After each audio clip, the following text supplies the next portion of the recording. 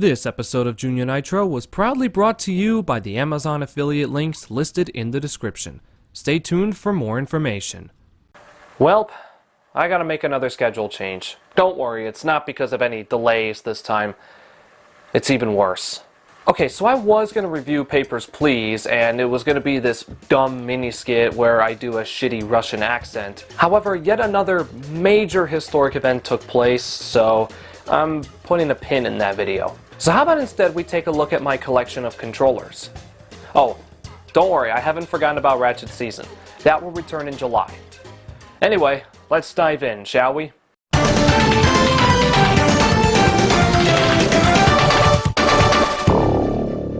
What do you think that will look like?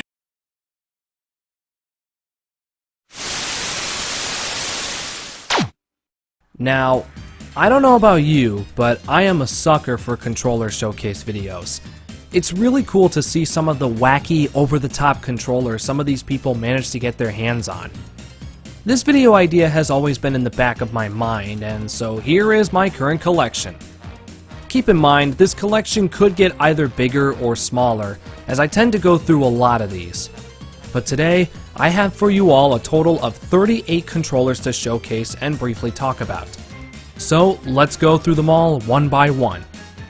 Obviously, I'm not going to be including any handhelds or peripherals. I'm showing you 38 controllers that you physically hold in your hands. I'm going to go through the collection in order by generation, and the earliest I have are from Gen 5. So the PS1 and N64 controllers are up first. So let's kick things off with the original PlayStation Digital Pad.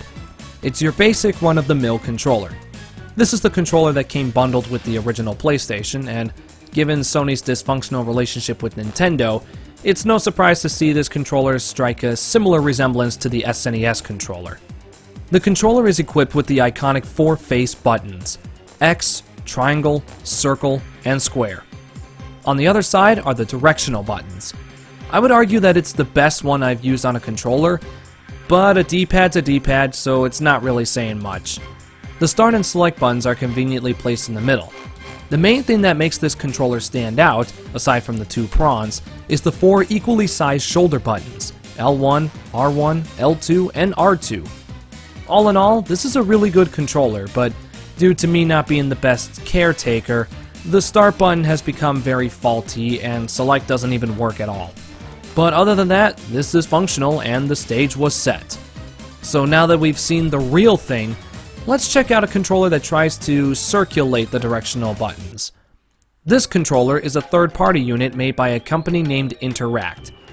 Now, when I bought a replacement PS1, the seller on eBay bundled this controller with it. Trust me, one quick look at this made me glad I never heard of this thing.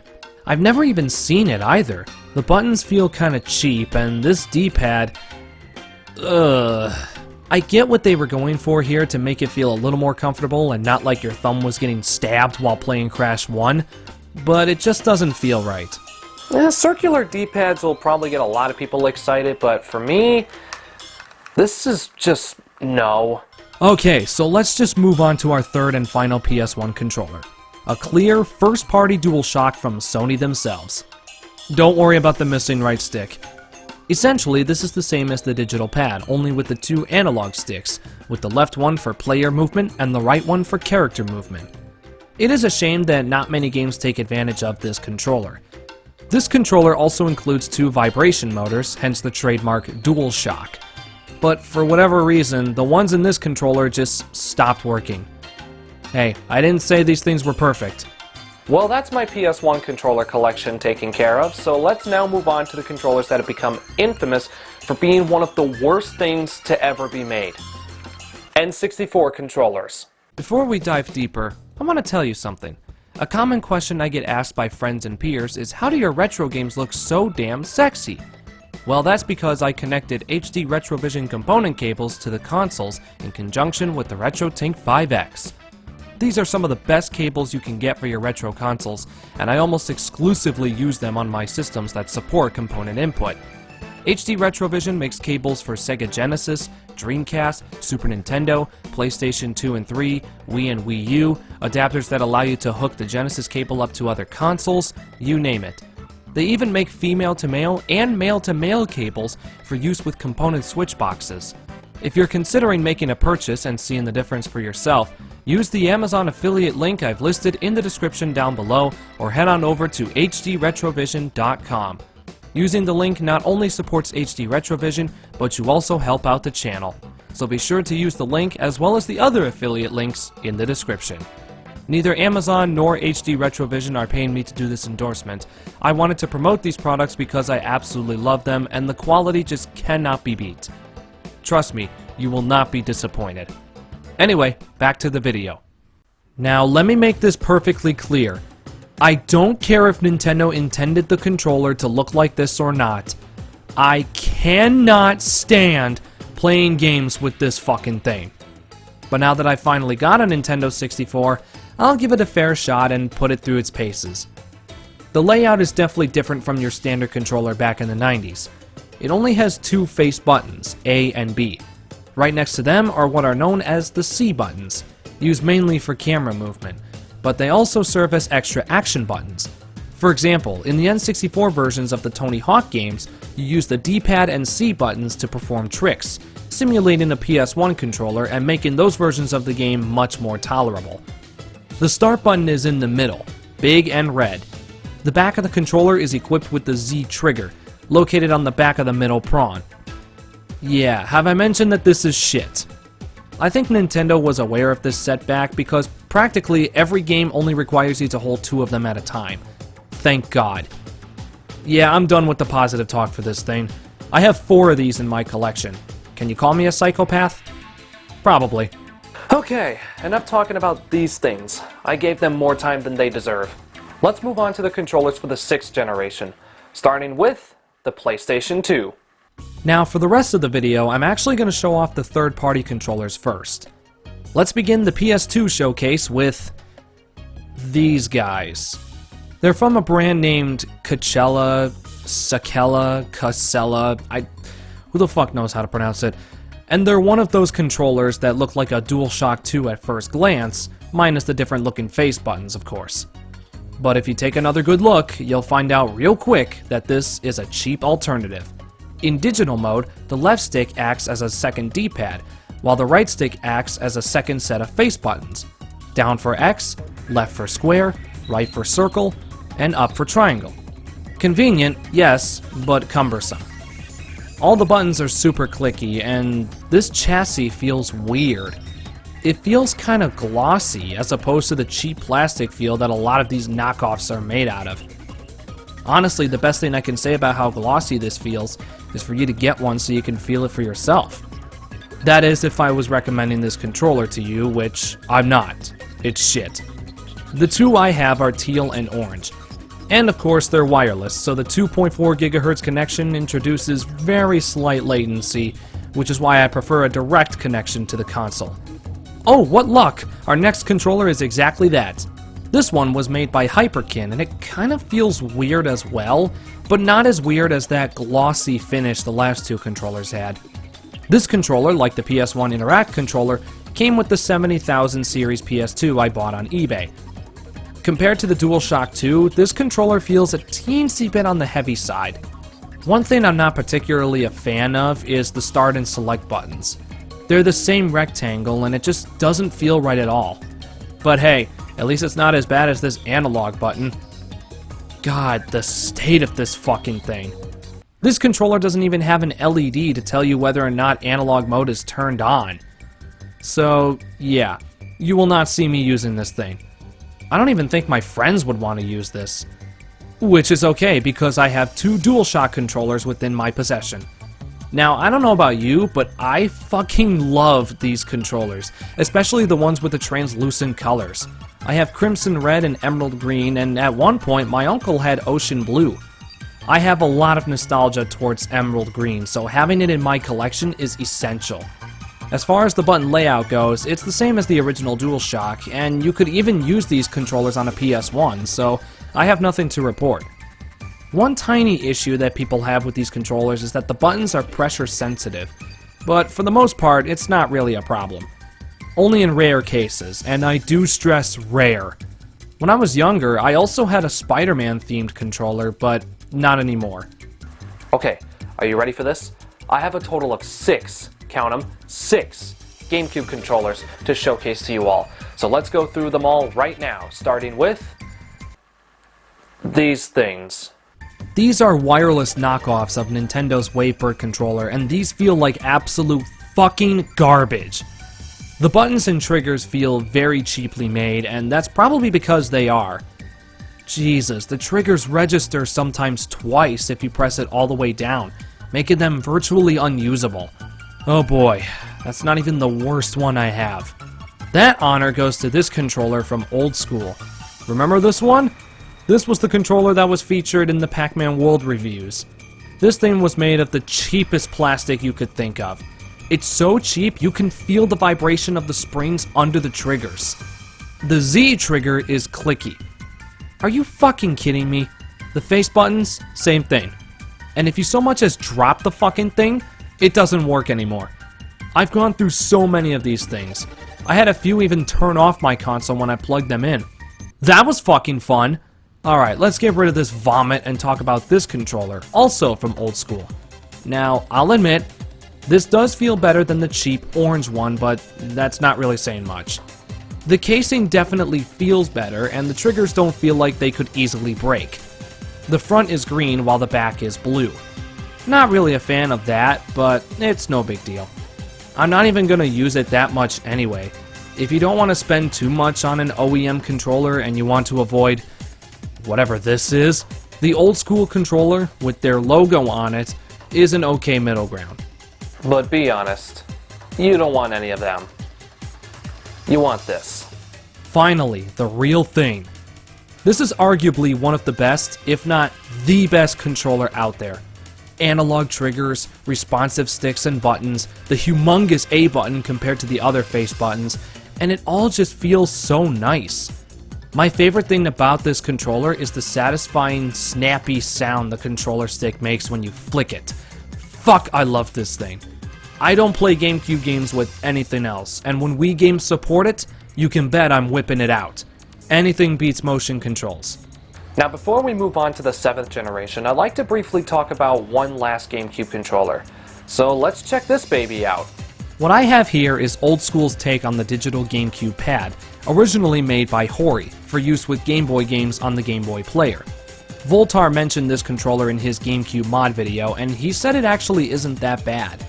So I bought one to test that theory, and yep, this thing's actually pretty good.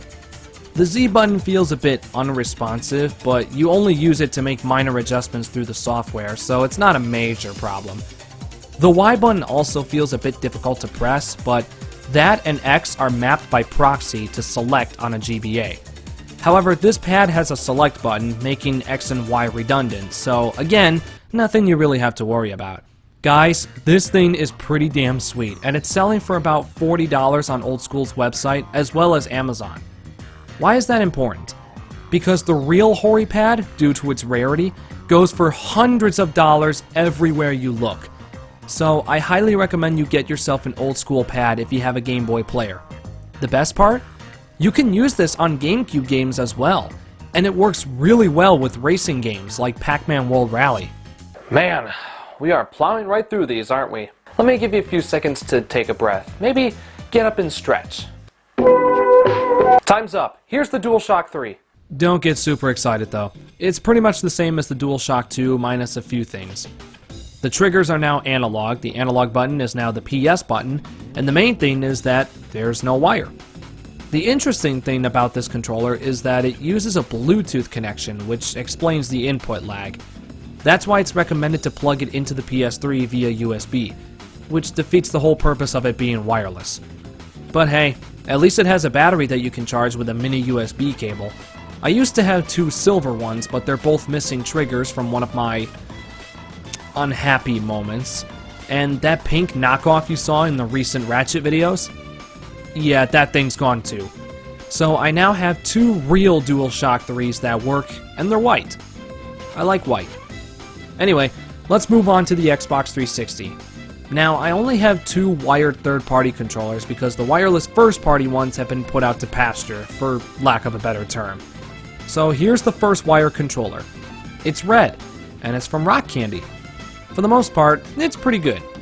However, this controller is a bit faulty. It only functions when you hold it in a specific position to bend the cable in a specific way, which is why I went ahead and bought myself this one from Amazon. It's from a brand called UDAG, and like the Rock Candy one, it's not bad. I actually don't mind using this one, and it makes for a neat PC controller as well. It's a win-win. Alright, time to move on to the Wii Remotes. First up is my black Wii Remote with Wii Motion Plus inside. That's a mouthful, and as such, it's dubbed the Wii Remote Plus. It functions the same as a regular Wii Remote, except it's slightly better with the built-in Wii Motion Plus. You can also get yourself the extension for Wiimotes that don't have the feature, which is what I did for one of my regular Wiimotes. In addition, I also have 3 white Wii Remotes, and they function as well as you think they do. Now, I know technically the nunchuck is a peripheral for the Wii Remote, but there are a lot of games that require its use, so I'm counting it as a controller. It's equipped with a control stick, a C button, and a Z button. The extension cord plugs into the bottom of the Wii Remote. The only thing left to comment on with this is that, well, it looks like a dildo. Not even lying. I used to have 2, but not anymore. You can thank Uka Uka for that. Our final Wii controller we are checking out today is the good old classic controller. This thing was made primarily to play Virtual Console games, although you can use it on Wii games that support it. I honestly wouldn't recommend it. If you have the option to use a Gamecube controller, do that. The oval shape definitely doesn't do it any favors either. I know the Classic Controller Pro exists, but I don't have one, nor do I want one. Jesus, we've gone through a lot of controllers, but we're not done yet. Onward now to the 8th generation, and here is my Xbox One controller. I have no comment. Okay, I'm kind of fibbing. The controller itself is pretty good. Now, this isn't one of the newer ones that utilizes Bluetooth. It's an old one with the 2.4 GHz connection. I don't really have much to say about this controller because I don't play my Xbox One that often. Anyway, let's move on to the Ps4 controllers. This is a wired Ps4 controller from TTX Champion. It can actually function as a PS3 controller as well, but it's advertised as a Ps4 controller, so here it is. And it's very fragile. No, I'm serious. The right stick doesn't work properly after you so much as drop the fucking thing. And this is why third-party controllers suck. Okay, let's talk about the real thing. This is the DualShock 4. As you can see, it looks a bit wider compared to the previous 2 DualShocks, but it still fits comfortably in your hands. The most notable addition is this touchpad, which can be used as a cursor, but most of the time it's used as the select button. The touchpad also acts as a start and select for PS2 games, with select being a left click and start being a right click. By the way, the actual start button is called the options button. The new function is this share button. Pressing it allows you to record the last 10 or so minutes of your gameplay, as well as save/post a screenshot of your game. Neat. The directional buttons are noticeably different this time, and the triggers feel a bit more rounded. I have 2 of these. The black one came with my console, and the blue camo one I bought from GameStop. Brand new, not pre-owned, trust me. God, 6 more controllers, guys. We're nearing the light at the end of the tunnel. So let's keep going with the only Wii U controller I own. A third-party Pro controller from PDP. No, I don't count the gamepad as a controller. It's a forced peripheral that is used as a controller, and every chance I get, I avoid using it. For games like Mario Kart 8, I use this controller instead. It runs on 2 AA batteries, so you can't charge it. It feels really nice for the most part, and it functions okay, even with the slightly delayed input due to the Bluetooth connection. The sync button is located on the back of the controller, where you also have a button that turns the LED lights on or off. Ooh, it's nice and blue. I like it. There's even a red LED light that starts flashing when the batteries are running low. All in all, I think it's a passable controller, but I don't think it can replace the real thing. I have way too many third-party controllers. Speaking of which, we're still not done with them. Let's check out my Switch controllers. So my Joy-Con are at the point where I can't use them anymore, so instead I use these giant-ass red Joy-Con controllers from Hori. They were designed to be used in handheld mode, but I kinda have to use them for everything. They actually feel really nice, and the buttons are responsive. It's even equipped with turbo buttons for both controllers. I wish I was able to remap the buttons for these things, because it would be really nice to use the Z triggers in CTR. Anyway, let's move on to PDP's Face-Off Wired Pro Controller. I got the one with the Starman faceplate. This controller does not work if it's not connected to the Switch via USB.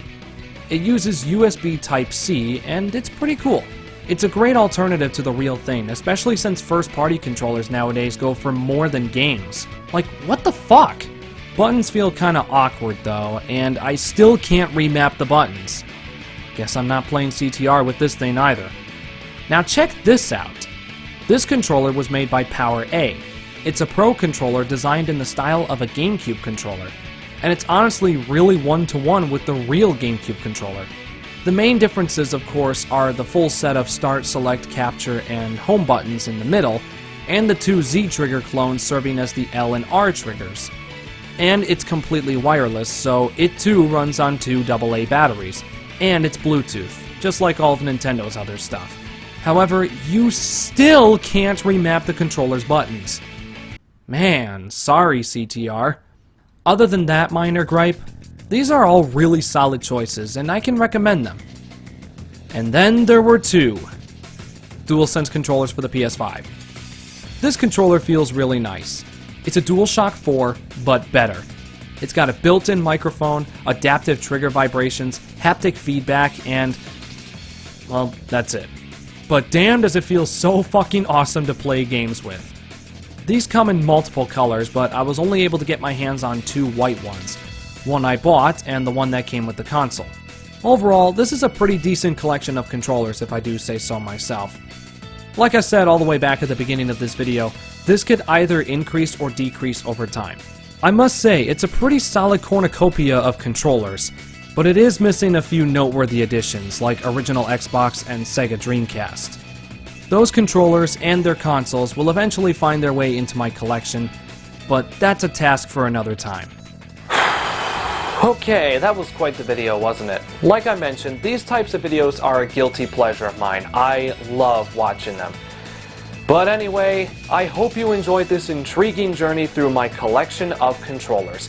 If you did, hit that like button to leave a like on the video and share it around with your friends. Thank you for watching, and until next time, my name is JuniorNitro, fueling your adrenaline, one video at a time.